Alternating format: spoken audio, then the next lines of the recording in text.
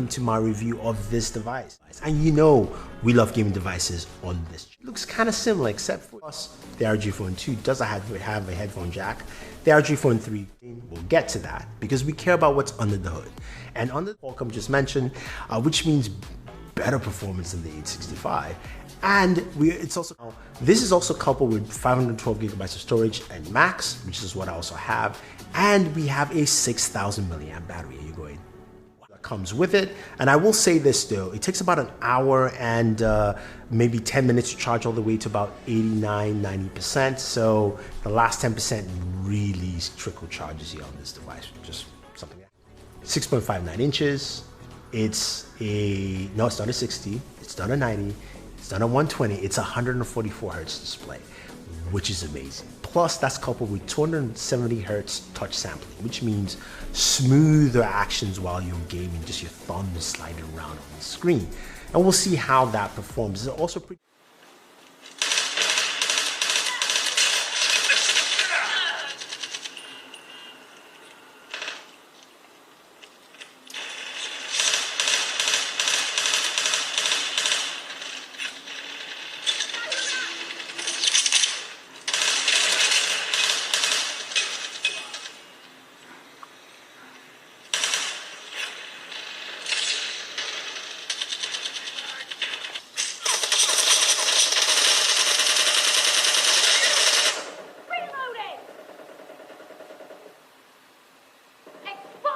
I need a scope.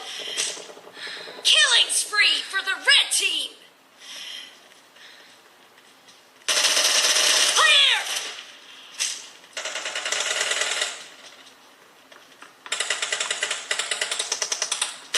Cover me!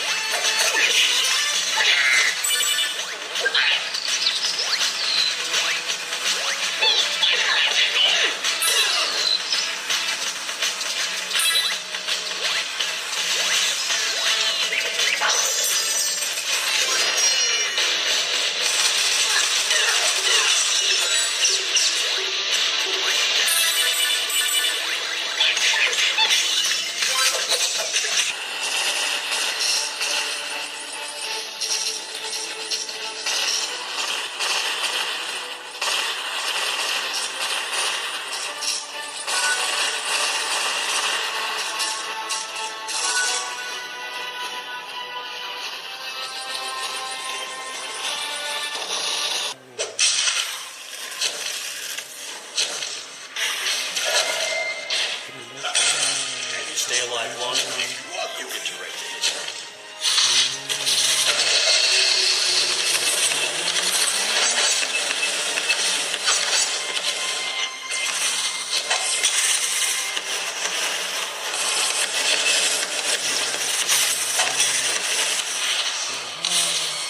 Warzone, Call of Duty Mobile is my go-to on a mobile device. And the first thing I'll tell you is that it runs well. On the max setting, runs really smooth. You can see through Game Genie there that our frame rates are about 60 frames per second, temperatures are about 39, and we're running the X mode, which means it is at the highest clock speed we can do on this device.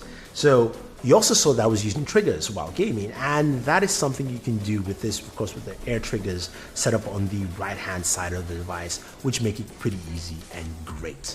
Now moving over to PUBG. PUBG also taking advantage of those air triggers and also looking at it and running this game at its max game setting, extreme HDR. This thing is absolutely fantastic. You need that. I wouldn't say you necessarily need that, but it makes a great experience for you while gaming. Now, again, we're running at a much higher setting here, but it still ran well. And also those temperatures were gauged and matched with my own thermometer gun, which basically measured both PUBG. We move over to a different type of game called Dan the Man, which is a side-scroller action adventure. Of course, it's not going to use as much in terms of performance, but you can clearly see how the 144 hertz and the touch sampling come to play, giving you really smooth, fast gameplay, very quick. But you're saying Thunder E, that's 1945 Air Force game, which actually played pretty well. It's a top-down shooter, really fast, but again, it's not a graphics powerhouse, and it did 144 frames per second, which is great. But vainglory came to the rescue.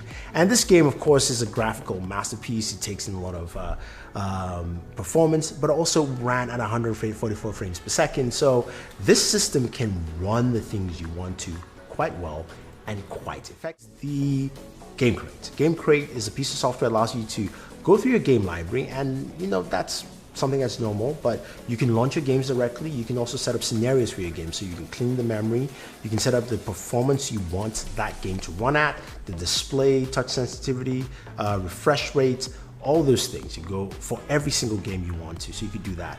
But you also have your console section where you can go into X mode or turn off X mode, and X mode basically overclocks your CPU, or basically max out your CPU clock speed. You can clean out your RAM. We've got a fan that comes with the ROG Phone 3, which came with the ROG Phone 2 as well. Now, that's pretty cool because you can connect it to the side USB ports. The device has 2 USB ports, one on the side, one on the bottom, and another one on the side. And that USB port connects to give you an external fan to cool your system.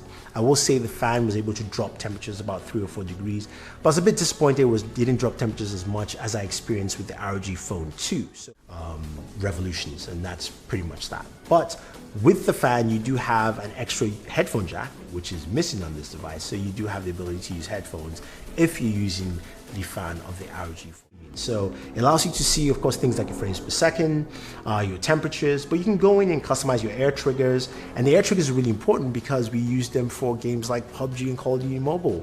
And it's easy to actually set those up. You can customize macros, you can record gameplay, you can clip gameplay. There's so many things you can do directly by just swiping from left to right with that. So a lot of those features work well, and I'm really...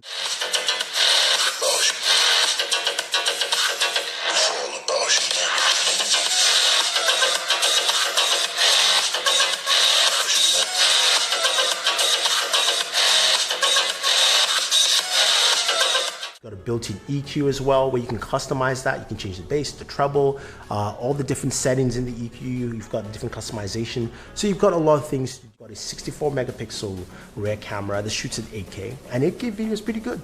I was quite impressed. But also takes some really good photos in daytime. Also takes some really good portrait photos with the rear camera as well, and also takes some decent nighttime photos as well. So you've got an array there, and the front-facing camera at 32 megapixels does a good job in capturing really solid photos. The 144 Hz display is really nice, really smooth motion while just running around the OS. You can set it on 144, you can drop it down to 60, you can set it auto, so it actually just maximizes your battery life. And battery life on this is really nice.